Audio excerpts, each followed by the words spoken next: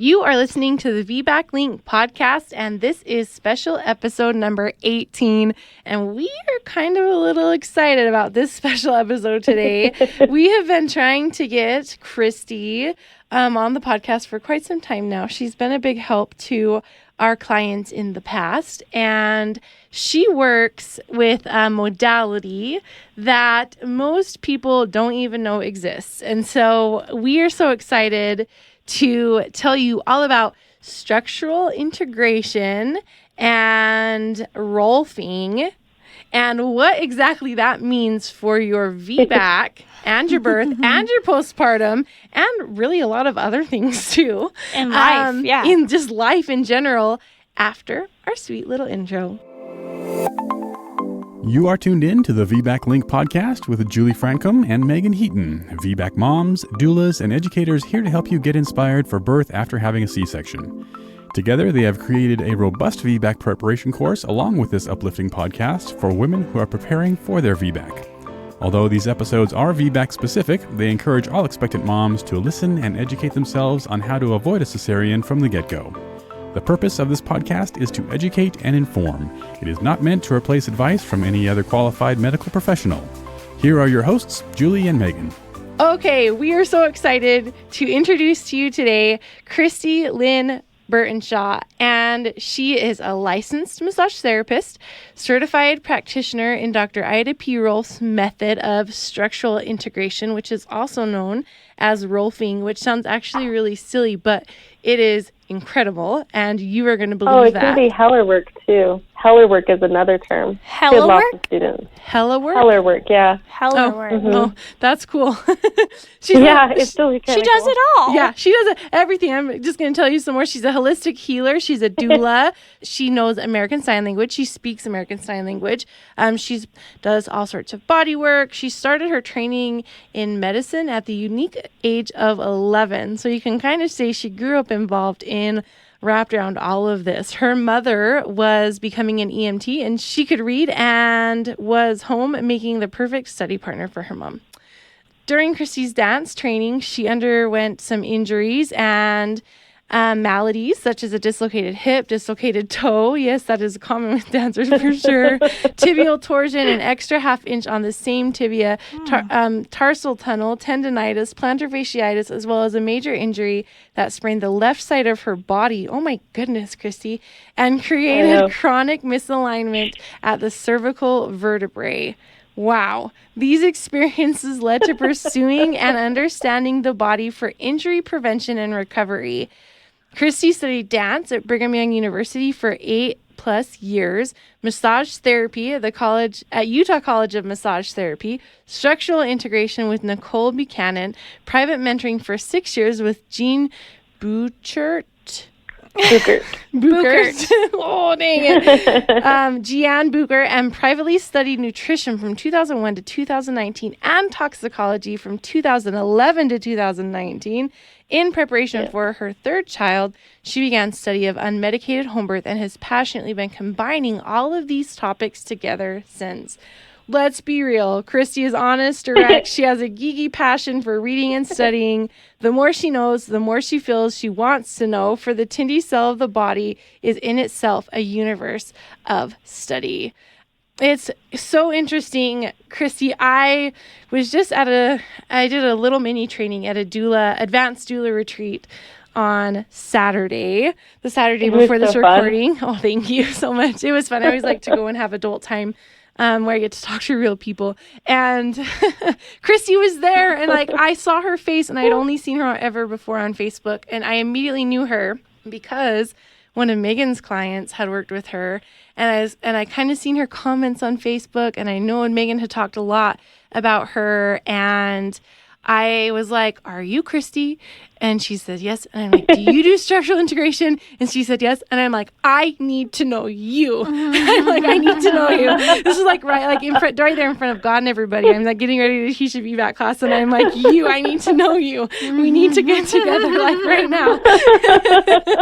And it was pretty fun. And so I'm so lucky she was available tonight for us to record this special episode for you. But I really just want to turn it over to her and let her take it away, because there's so much I even don't understand about what she does. Yeah, and me too. Yeah. And so it's kind of like a foreign world to us. And so we're going to be kind of geeking out, me and Megan over here. And so I was Kristy, entranced watching her like work on Kimberly. Just like, whoa, what is she doing? Yes. And she was like, oh, like shaking. I'm like, oh my gosh, that is so cool.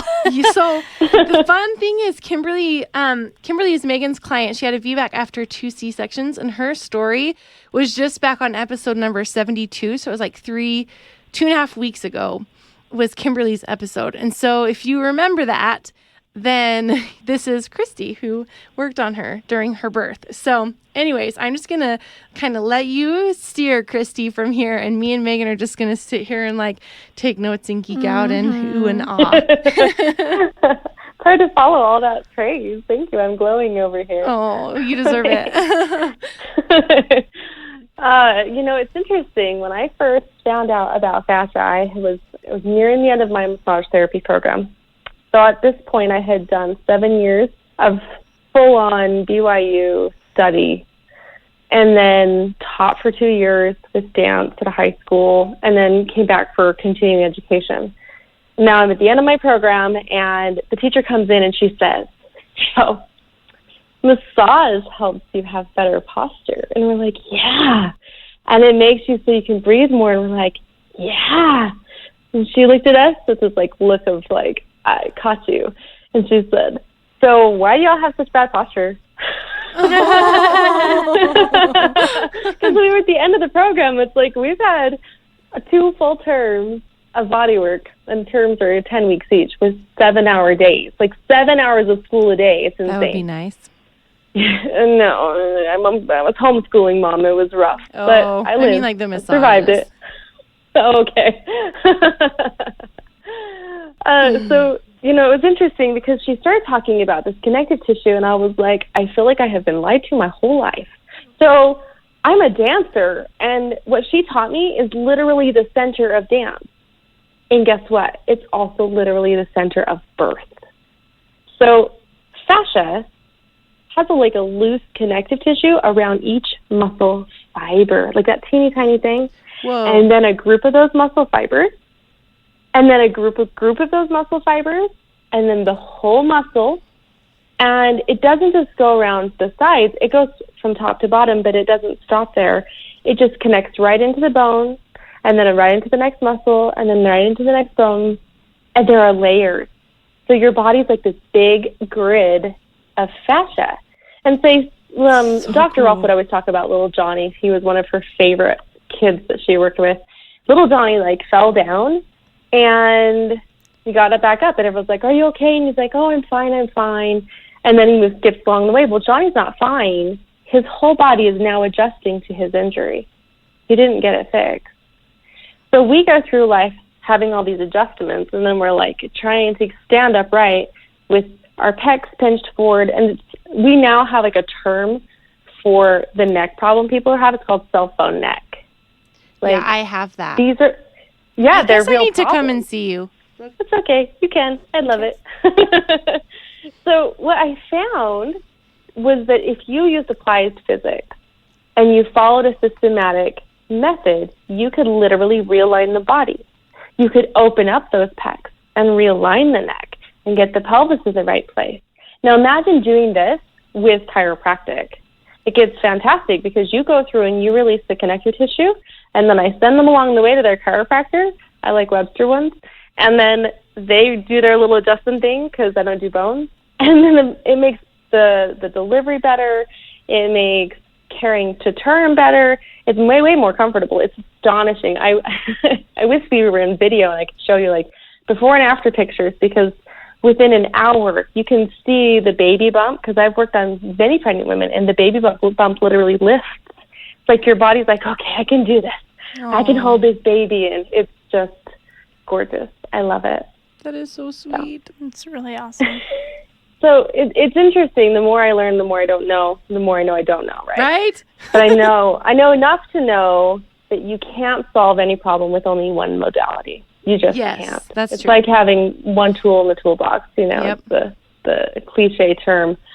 So when I work with Hashimoto's, I'm working with totally different stuff. I mean, we'll do fascial work, but there's other things you have to do because fascia is the largest organ to transport emotion. For sure. That's mind-blowing because we don't think about emotions being a physical thing.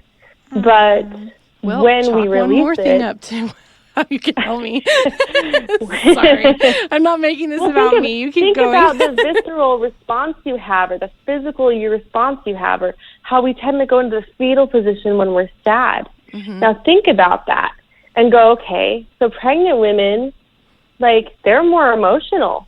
So maybe they're, like, going to curl up in a ball and eat popcorn and watch movies, you know? So now you're creating a structural change from an emotional thing, and then it's getting stuck there. And then you have a baby, and you have lost all abdominal support, period. Yep, bye-bye. Like, it's gone. There's nothing in the front anymore. I love the bangkung binding because it's like making a spine in the front. But at the same time, it's kind of uncomfortable, so I don't keep it on all the time.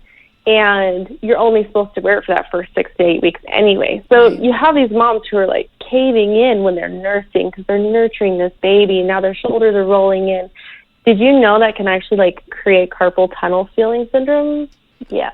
Yep. Carpal tunnel's not usually in the wrist. It's usually in the neck and the pec. Interesting. And the thing is that we moms, like, we're like, well, my hands, it's harder to grip. It's harder. My wrists are hurting. We don't think, oh, I've been nursing 5 babies and my pecs are pulled in from that. But we have. Mind blown. Wow. I know. I felt like I've been, like, lied to my whole life. I was like, everyone needs to know about fascia. Well, I also have bad posture, and, like, my hands always are achy, and I can always tell, like, when I'm having a Hashimoto's flare because my hands and my legs will just start aching. But I wonder if it has more to do with that than it does. Anyways, like I said, I'm just evaluating my whole life right now, so go on. You're evaluating your whole life. And the thing is that's the important thing. We haven't even gotten started. Why? It's good to ask it. It really is. And the thing is that the more questions you ask, the more you understand the puzzle. Yep. And when we were this last birth with Kimberly, it was fantastic. And I even called her tonight. It's like, can I talk about this? Like, are you okay? She is so yes. amazing. So we're HIPAA compliant here at Dance Core, I promise. And I wish I could share so many stories, but I have a few that I can. And with Kimberly's, it was really interesting because I wasn't her doula, and that's not usually how it works for me. Usually I'm the doula and the body worker, and so it was really fun to work as a team. Like, I came in and I was like, there's this synergy, and everybody's loving and working together. Megan, you were awesome. Aww, and it was just really neat. And to be able to, something that I've been teaching some midwives in the Valley is to how to release the pelvic floor muscles, because it's not that hard. They're certified to do it. They're just not trained to. And when you can release the pelvic floor muscles, it allows them to yield. There's a lot of emotions. I've had some pelvic floors, and I'm just going along the attachment point, because that's where I'm certified to work, is the attachment points on the bone. And it's really interesting because there's so much trauma. People sob on my table, and it's not because it's painful, although sometimes it can be intense. It is because it's emotional. You have this birth trauma that you've never let go, you know, and then you finally have someone acknowledge it and release it. It's precious. That's amazing. I love it. That's amazing. I guess I'm evaluating my whole life too. Go for it. It's your turn, I wonder Megan. if this spot would really help, or what type of energy and stress and all this stuff I'm holding in this one spot that I can't seem to get better. So, but, you know, anyway, with Kimberly, I'm going to go back to Kimberly's birth because I've seen her adjust in person, or not adjust, work her magic in person. And, like, can you explain to me, like, the energy that you were, like, I don't know if it's actually energy, like, shaking off. Like, do you know what I'm talking about? How you were like, all right, and you, like, flicked your hand. And I was like, it was just, like, so powerful. Oh. Can you talk to me about that? Because that was, like, really cool. That's actually Asian medicine. That's not fascial work. That's Asian medicine. Oh, okay. When your do it all. your meridians end on your hands and on your feet, and you'll find that children will have destructive behaviors like cutting or hitting their heads, or like really destructive behaviors because they're like trying to get the energy out. as adults, we usually have found some type of outlet and we've gotten to a healthy place. Well, a lot of times I'll teach this for children and then people in my office. So you can take your energy and like pull it out of your fingers, and it helps the meridians flow. So I've had a bunch of social workers this. It is really cool. Like my favorite is when people are like, "What just happened? Is that real?" And I'm like, "Yes, energy is real. Like it's science." I need to book an appointment with you like right now. So that's what I was doing. Does this help with like generational like issues too? Like I'm sure that it's probably all tied together. Generational like energy work? Or is that something completely different? Because fascial work is so emotional, I've had to do a lot of trainings on dealing with emotional responses. And I did die when I was a baby. And so I remember heaven. And so I remember emotional, energetic, spiritual stuff. Whoa. When clients come in and they're working, some of that stuff actually comes up. And if they're ready to work through it, then we work through it. And it is generational. It's not even theirs. Usually, like between the knee and the ankle, it's not even their stuff. It's usually family history. The knee and the ankle? Holy cow. Mm-hmm. That is so cool. There's so many questions. I know. Ask away. Bodies are amazing. It's all like personal. Well, yeah. It's all personal. Yeah. Like, but whenever like, it's so interesting because like growing up, my mom always knew when I was getting sick because I wouldn't get fevers, but I would have achy legs. Like my legs would always hurt right before I got sick. And ever since I was so like that's why I say like when I wonder if like my autoimmune disease was because like autoimmune diseases come in 3, and so I wonder if I even have another one or whatever because or maybe it just started out young. It's just there's a lot of figuring left to do, and so I'm not going to try and figure all that out right now. But like I wonder because I've always like attributed like, oh my gosh, when my legs start to get achy, if I haven't been doing anything intense, like I'm like, holy cow, I'm either going to get sick or I'm going to get a migraine or something like I'm going to get a cold or something's going to knock me down because that would be like one of the first things I would feel. But now like I have a lot of generational issues. Yes, I'm not going to get into those, but well, no, I'm thinking about it. Like my head always goes into the puzzle of okay, achy muscles. Yeah, if you might get a migraine after that because if you're having achy muscles, it means you're low in salt.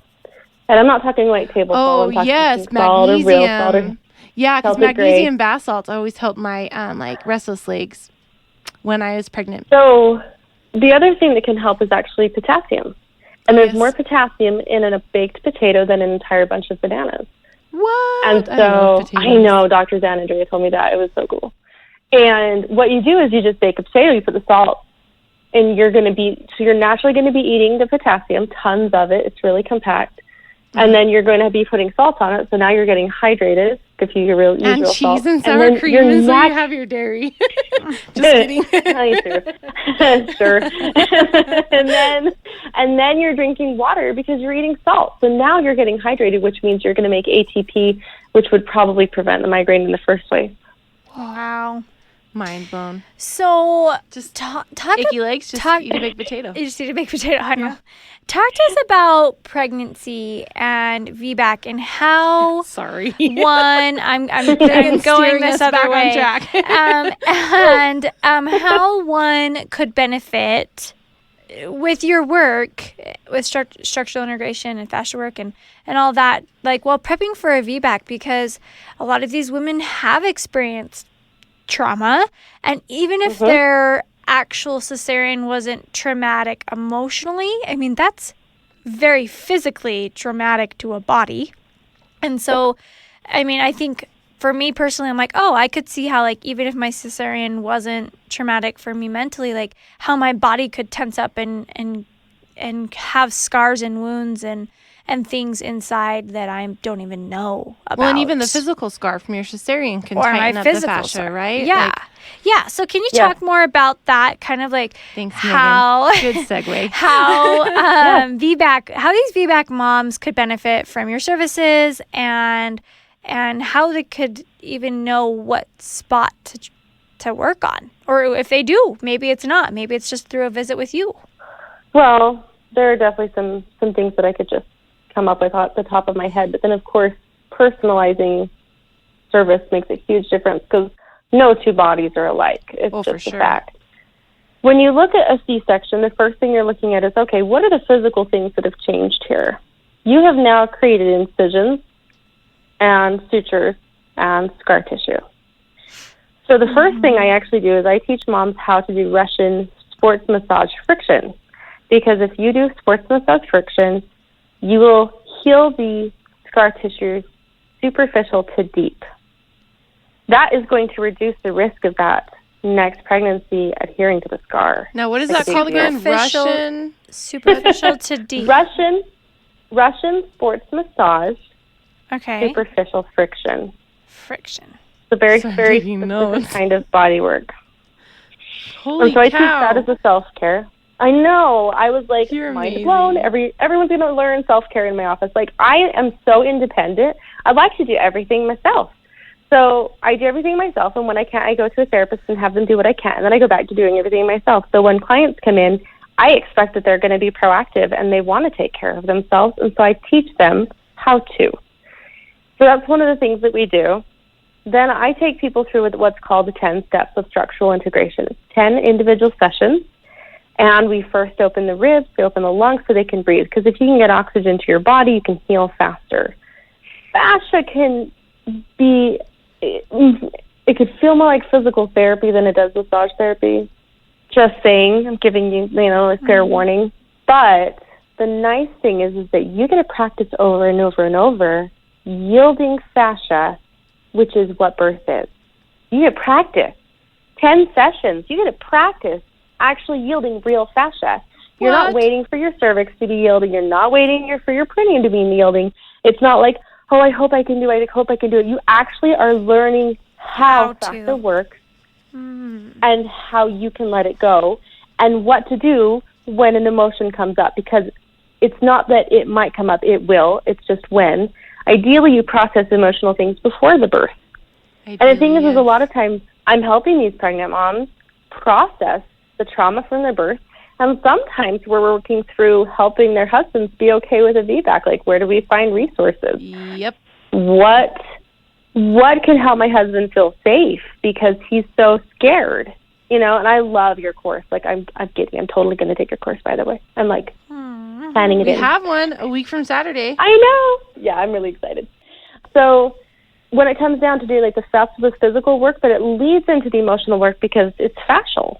And so the fascia is emotional, and therefore we'll do emotional work through the 10. And often I also doula. So I'm at the birth. And sometimes, like in your case, Megan, I'm not the doula. But I recently had a VBAC birth that was just really fantastic. And yet it was 3 days because a great deal of the time it was in her head that she would fail. And so we had to work emotionally and physically through, so your body knows how to do this. Let's just relax. How can we relax? Well, what are ways we can relax? We sang Veggie Tales almost the whole time. It was so much fun. Because some people want to laugh. Some people are super serious in birth, but this was not a serious birth. It was really fun. And finding like how people can yield matters, because some people cry. Some people laugh. Some people shiver. Some people, their eyes twitch or their nose itches. Those are fun. Your nose tingles. I'm trying to think of other somato-emotional releases people have. Everyone releases differently. And so in the process of going through the work, we find out how you release. It's doable. It's really doable. And VBAC's like, once you have it in your head that you can release, it's amazing what you can do. Yep. Oh, that confidence brings so much. And that's one thing like that we talk about a lot is like, just get educated. We just say like 3 things all the time. Get educated, trust your intuition, and get the right support. Get the right birth team, doula, structural integration, chiropractor, provider, whatever that means. Get the good birth team. So that builds so much confidence and allows you to have that emotional release, and it does so much for you. But sometimes you need additional work and additional help to do that processing more than a doula can bring to you. And so it's kind of, still geeking out over here. Anyways, keep going. Well, I thought it was really neat with Megan there, because like I said, I usually doula people that I work with, but I've wanted to help more people than I can doula, because I can't always stay there for 3 days if it's a 3-day birth. And it was so neat because Megan was so perfect for Kimberly. So perfect. Just so perfect for Kimberly. And Kimberly trusted her. And when you come to a birth, you have to have this incredibly deep trust with your birth team, or you'll stop. You will have surges of adrenaline. If you have fear, anxiety, worry, bright lights, you will have adrenaline. Adrenaline sends blood to the limb.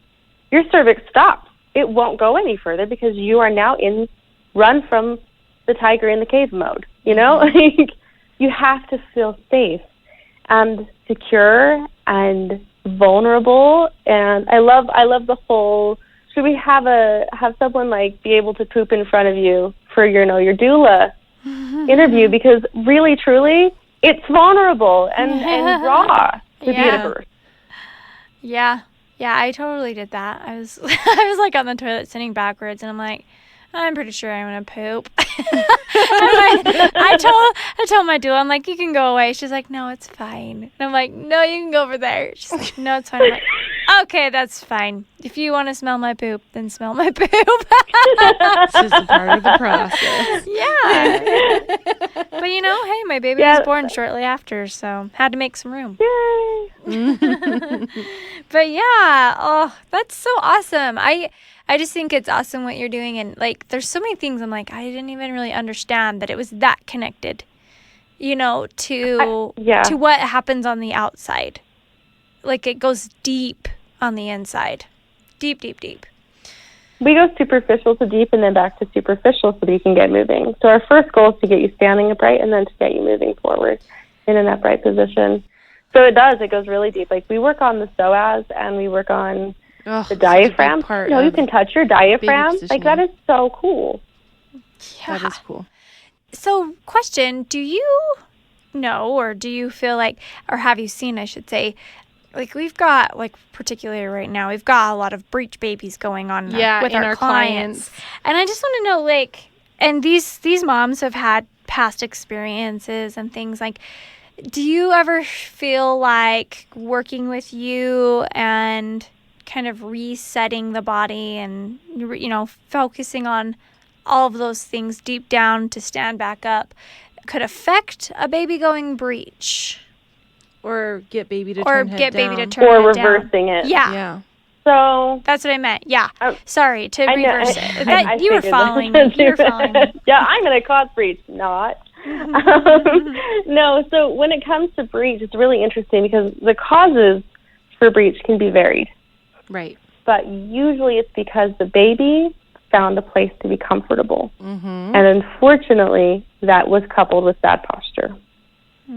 So one of the things that I do in that self-care training is I teach moms what it looks and feels like to be in a position that keeps the baby posterior and head down. Because it's a lifestyle. Sure, I could go do spinning babies all I wanted, but if I had bad posture the majority of the time, if as a baby, I'd be like, I'm willing to hang out here in this really uncomfortable space for just a minute because she's just going to turn right back around and get me in my nice little snuggly space. So, but if you stay in that uncomfortable position for the baby, if the baby's uncomfortable, the baby's going to move to get comfortable. And if you're staying in a spot that causes that discomfort, then baby's going to flip head down. Unless there's something like. And I had one really baby who in my body went breech. And I felt him moving. And I was like, you're going breech. We're just about due. That's not okay. And so I called my husband, who's a fascial worker and massage therapist as well. And I called my other massage therapist because massage therapists have buddies and we work on each other because we're cool that way. So the three of us were like, okay, how do we get this to work? And so I was like, because I couldn't see. Like normally I can see because I'm on top because I'm standing above the client. But I was the client. And I was like, I can't see. So I'm going to do this like stuff and tell me if it works. And so we moved the baby, and he went right back down to head down.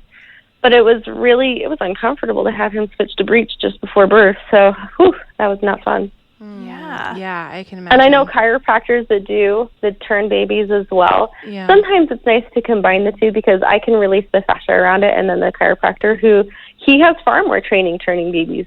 So I release fascia, and the chiropractor turns it, and voila, we're in a good space. But Yeah.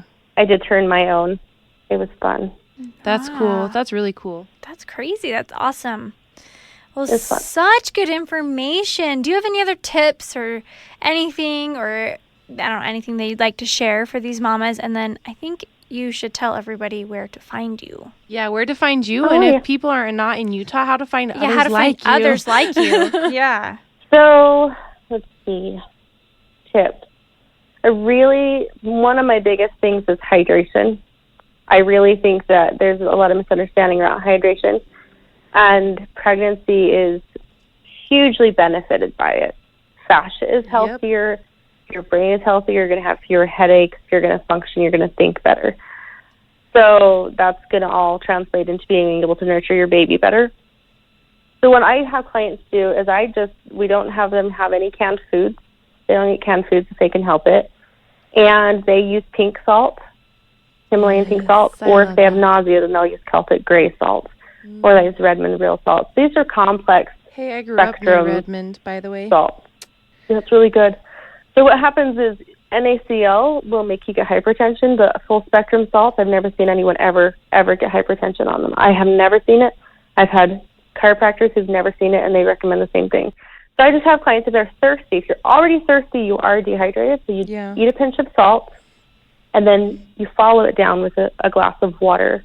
And if you get flashes of light or auras, you do this until you stop having flashes of light. One time I was about to get a migraine, and I think I was pregnant, and I think I drank 67 ounces of water. And my body finally was like, oh, we're hydrated. And then, of course, I had to use the bathroom for quite a while, but my body was able to hit homeostasis, and I didn't actually get the migraine. And I was like, oh, this is a thing? That's wonderful. So that's my biggest tip, is that's going to make you much, much healthier for all your movement, for all your sleep, whatnot. Yeah, no, that's And good. there are practitioners worldwide. You can find us under the term structural integrator or structural integration in Dr. Ida Rolf's method.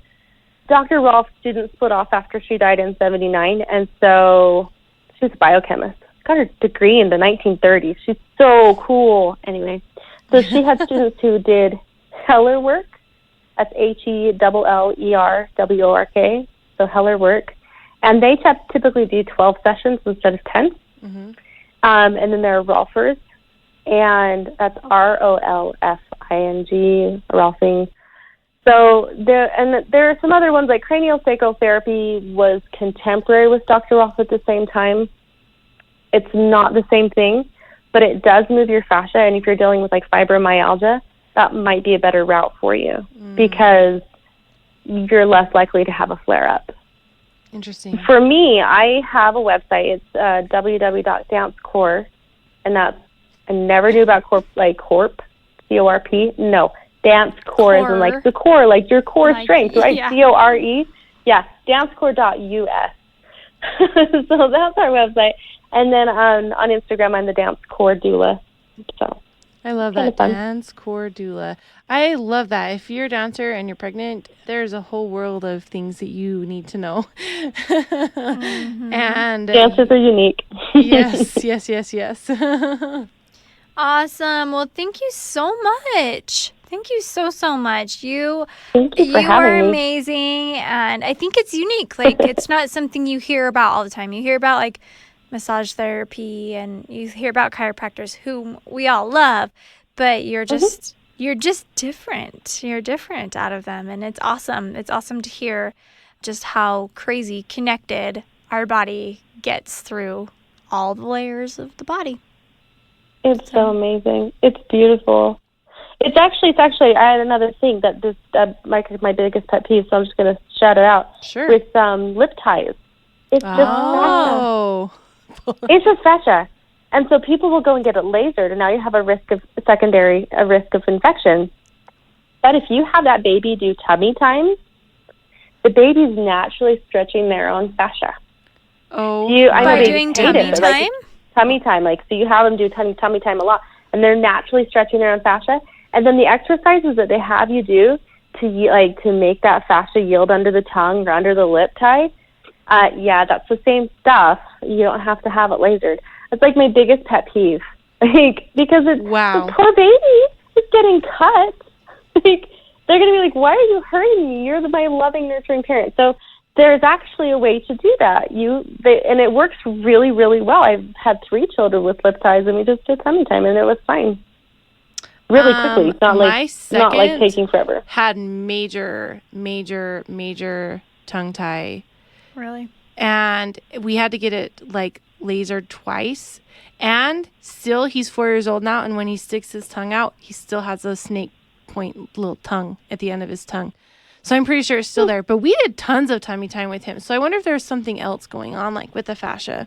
So the fascia, when I go through the 10, we actually go inside of the mouth and inside of the nose and yield the fascia. And the neck muscles have a huge play. Right behind your trachea is some fascia that gets really, really bound, and we release that.